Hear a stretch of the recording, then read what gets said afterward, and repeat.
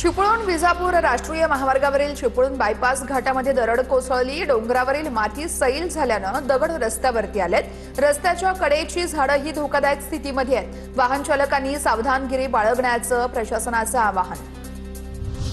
सह्याद्री पट्ट्यातील मुसळधार पावसामुळे सिंधुदुर्गच्या नद्यांच्या पाणी पातळीत वाढ झाली आहे। कणकवलीतील जाणवली आणि वागदे नद्यांना पूर, नदीकाठच्या गावांना सतर्कतेचा इशारा। रायगडच्या रोहा तालुक्यातील अंबा नदीनं इशारा पातळी ओलांडली। अंबा नदीची सध्याची पाणी पातळी 8.10 मीटरवर आहे। नदीकाठच्या नागरिकांना सतर्क राहण्याचं आवाहन। रत्नागिरीच्या राजापूर तालुक्यातील सवतकडा धबधबा पावसामुळे प्रवाहित। 100 फुटांवरून कोसळणारा धबधबा सध्या ओसंडून वाहतोय। सवतकडा धबधब्याच्या ठिकाणी धोकादायक पायवाटीवरती बांबूचे रेलिंग, सुना कोळवण अंबिकेश्वर प्रतिष्ठानच्या माध्यमातून श्रमदान करण्यात आलं। पर्यटकांच्या सुरक्षिततेसाठी उपक्रम राबवण्यात आलाय।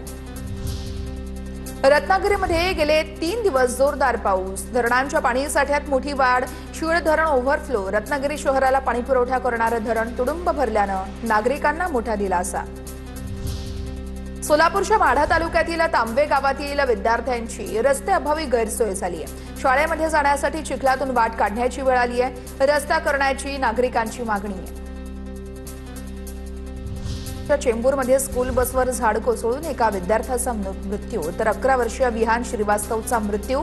4 चिमुकल्यांवरती उपचार सुरू। चेंबूरमधील 11 नंबर या रोडवर स्कूल बसवरती झाड कोसळून दुर्घटना घडली होती। चेंबूरमधील दुर्घटनेची मुख्यमंत्री फडणवीसांनी माहिती घेतली। महापालिका आयुक्त आणि महापौरांनी फडणवीसांना घटनेची माहिती दिली। चौकशी करून दोषींवर कारवाई करण्याचे मुख्यमंत्र्यांचे निर्देश। ठाण्यामध्ये अप्पर जिल्हाधिकारी निवासस्थानाबाहेरचं झाड कोसळलं। अप्पर जिल्हाधिकारी निवासस्थानाचा कंपाऊंड वॉलही कोसळलेला आहे। पश्चिम द्रुतगती महामार्गावरती वाहनांच्या मोठ्या रांगा, मुसळधार पावसामुळे वाहतूक मंदावली। बोरिवली, कांदिवली, मालाड, गोरेगाव या परिसरात वाहतूक कोंडी। नेरूळ रेल्वे स्टेशनवरील तांत्रिक बिघाडामुळे रेल्वे सेवा विस्कळीत। ट्रान्स हार्बर मार्गावरील लोकल सेवा उशिरानं सुरू। ठाणे रेल्वे स्टेशनवरती प्रवाशांची मोठी गर्दी। नालासोपाराच्या वाकणपाडा परिसरातील रस्त्यावरती पाणीच पाणी। रस्त्यावरील पाणी अर्धवट खोदून ठेवलेल्या कामांमुळे वाहन चालकांचे मोठे हाल। प्रशासनानं तातडीने उपाययोजना करण्याची नागरिकांची मागणी। मुंबई आणि उपनगरांमध्ये सकाळपासूनच मुसळधार पावसाची हजेरी। मरीन ड्राईव्ह परिसरातही मुसळधार पाऊस। समुद्रात मोठ्या लाटा उसळत असल्यानं पर्यटकांसाठी हे वातावरण आकर्षणाचं केंद्र। मुंबईत मुसळधार पावसाचा इशारा। दुपारी 1 वाजेपर्यंत समुद्राला मोठी भरती। मुंबईच्या काही विशिष्ट भागांमध्ये अतिमुसळधार स्वरूपाचा पावसाची दाट शक्यता। दुपारी 1:10 4.22 मीटर उंचीची मोठी भरती येणार आहे।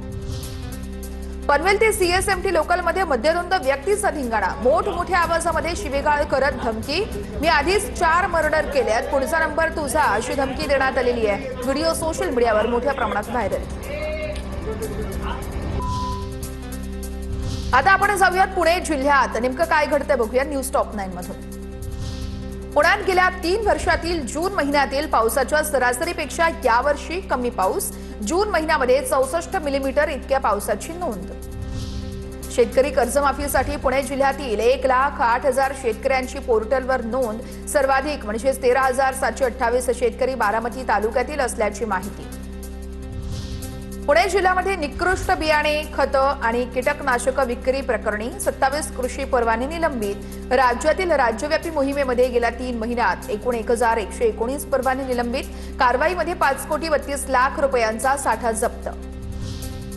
पुण्यातील राजगुरुनगरमध्ये वाढत्या गुन्हेगारीला आळा घालण्यासाठी पोलिसांकडून विशेष नाकाबंदी मोहीम।